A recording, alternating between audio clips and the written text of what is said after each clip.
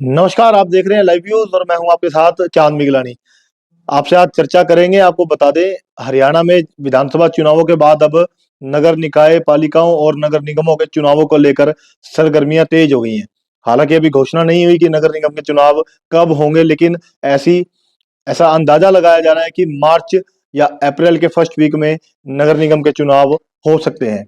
तो वहीं उसी को लेकर पानीपत की बात करें तो पानीपत में नगर निगम की मेयर सीट जो है जनरल कैटेगरी में आ गई, जिसको लेकर सभी जनरल कैटेगरी के प्रत्याशियों की उत्सुकता बढ़ गई है।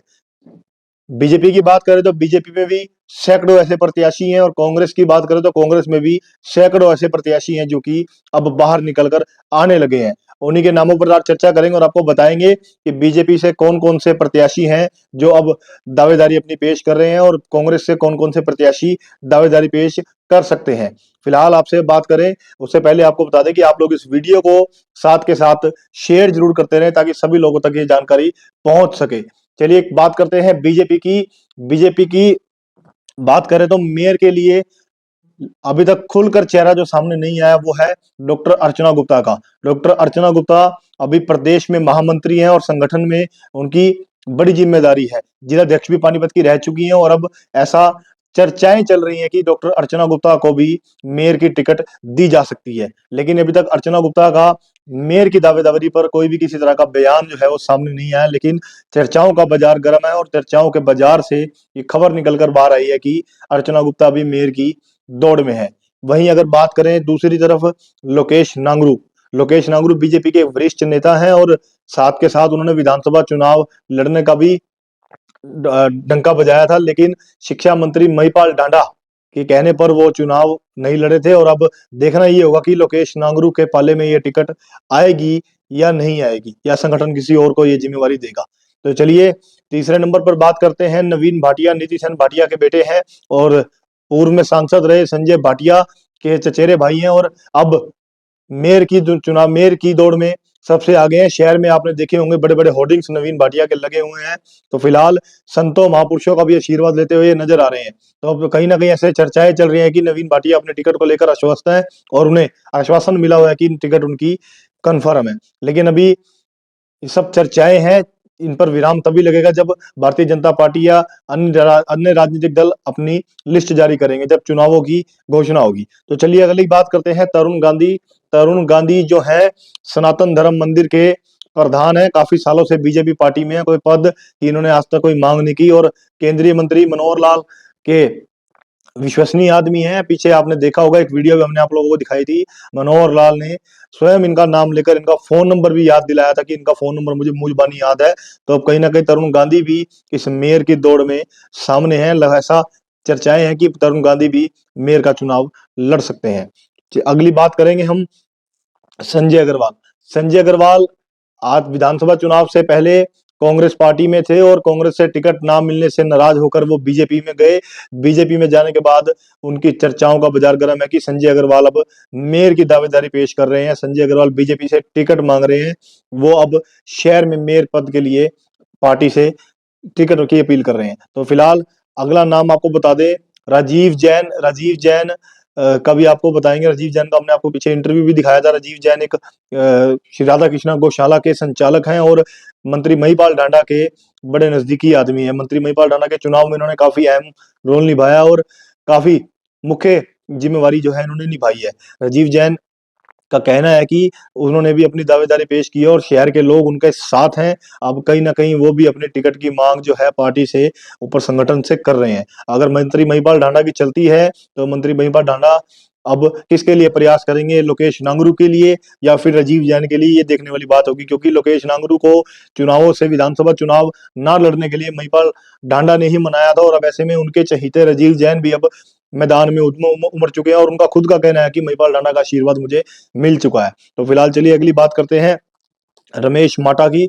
रमेश माटा सनोली रोड दशहरा कमेटी के प्रधान है और लोगों से सुझाव भी ले रहे हैं कि मैं चुनाव लड़ना चाहिए या नहीं लड़ना चाहिए। तो ऐसे में चर्चाओं का बाजार गर्म है कि रमेश माटा मेयर के चुनाव पर लड़ते हैं तो क्या पार्टी उन्हें टिकट देगी या नहीं देगी। तो चलिए अगली बात करेंगे हम लोग।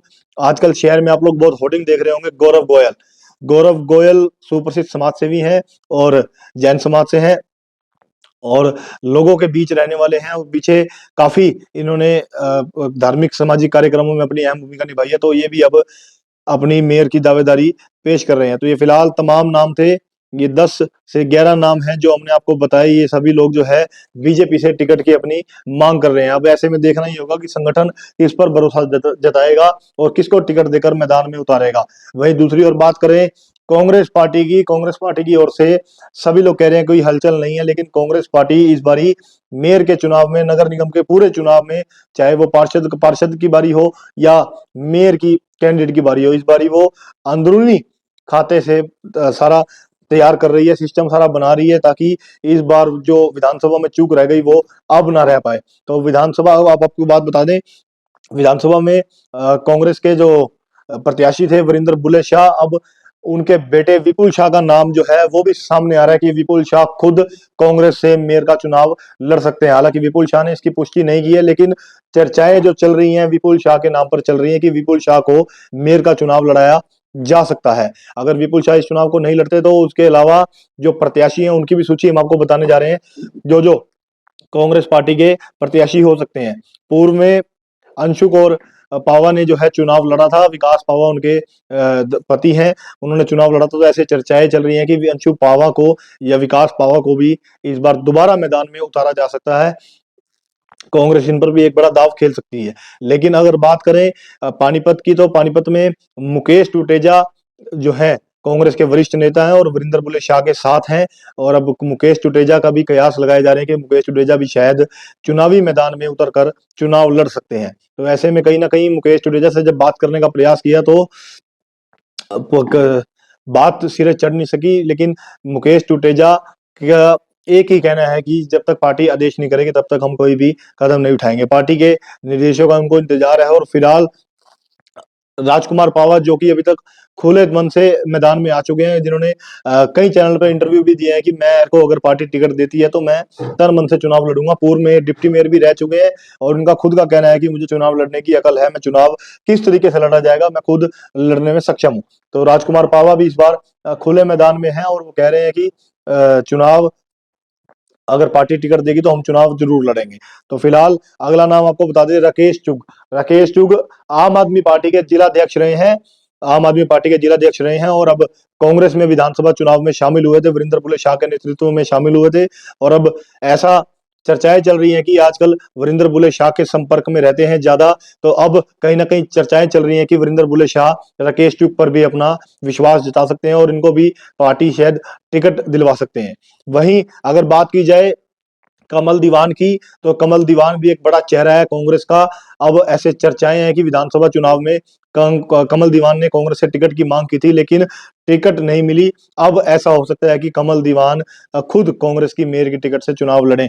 तो फिलहाल अभी कमल दीवान से भी बातचीत करेंगे, उनसे भी जानकारी लेंगे उनका क्या मनमून है। हालांकि चर्चाएं चल रही हैं कि कमल दीवान अगर मेयर की कैंडिडेट कांग्रेस से आते हैं तो कहीं ना कहीं एक माहौल जो है बन सकता है, चुनाव में अच्छा माहौल क्रिएट हो सकता है। तो फिलहाल अगली बात करें राजेश सूरी की। राजेश सूरी भी मेयर पद के अपने आप को कांग्रेस से दावेदार मान रहे हैं, क्योंकि पिछले दिनों आपने सोशल मीडिया पे उनके पोस्टर देखे होंगे जो बड़े वायरल हो रहे हैं। राजेश सूरी खुद को कह रहे हैं कि मैं कांग्रेस से चुनाव लड़ने का इच्छुक हूं।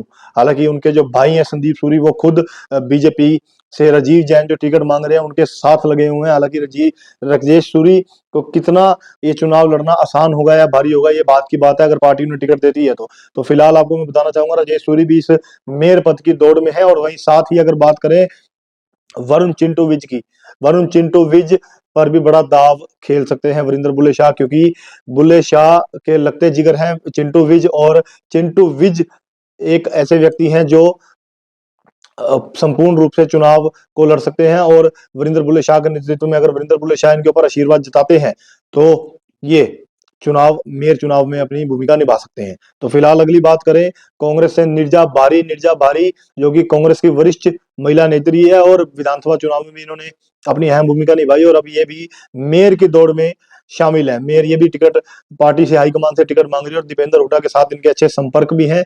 और अब ये भी अपनी मेयर की दावेदारी पेश कर रही हैं, ये भी चाहती हैं कि मैं भी मेयर का चुनाव इस बार लड़ूं। तो फिलहाल एक चेहरा और है ओमवीर पवार, जो कि वो भी ग्रामीण अपना आंचल से आते हैं, लेकिन पानीपत मेयर की टिकट की दावेदारी पेश कर रहे हैं। हालांकि अभी कांग्रेस संगठन किसको टिकट देगा, अभी कांग्रेस का संगठन का विस्तार भी नहीं हुआ है, लेकिन ऐसे में हलचल तेज है कि बीजेपी हो या कांग्रेस हो या आप हो, आपकी तरफ से अभी तक कोई कैंडिडेट सामने नहीं आया, इसलिए उनकी चर्चा नहीं कर पा रहे। इनेलो की तरफ से अभी तक कोई कैंडिडेट ऐसा सामने नहीं आया जिनकी हम चर्चा नहीं कर पा रहे। लेकिन कांग्रेस और बीजेपी के सैकड़ों सैकड़ों जो कैंडिडेट हैं वो अब बाहर निकल कर आने लगे हैं कि भाई मेयर के लिए वो भी अपनी दावेदारी पेश कर रहे हैं। तो फिलहाल आप लोगों से मेरी अपील है, आप लोग जो लोग इस वीडियो को देख रहे हैं, आप लोग इस वीडियो को साथ के साथ शेयर करें। और ये जो हमने नाम आपको बताए, ये सभी नाम चर्चाओं के बाजार से निकले हुए नाम है। अभी तक किसी भी नाम ने, सिर्फ 2 या 4 नामों को छोड़कर किसी भी ने भी ये वाली पुष्टि नहीं की है, लेकिन चर्चाएं चल रही हैं कि अगर पार्टी ने टिकट दे तो ये फाइट कर सकते हैं आपस में, एक दूसरे से चुनाव, ये तरीके से चुनाव लड़ सकते हैं। और अब जीतना या हारना ये भाग्य की बात है, लेकिन चुनाव कांग्रेस और बीजेपी के बीच का रहेगा। हरियाणा में पानीपत का खास तौर पर मेयर का चुनाव जो होगा वो बीजेपी का और कांग्रेस का होगा। फिलहाल आप लोगों से मेरी अपील, इस वीडियो को आप लोग ज्यादा से ज्यादा शेयर कीजिए। धन्यवाद।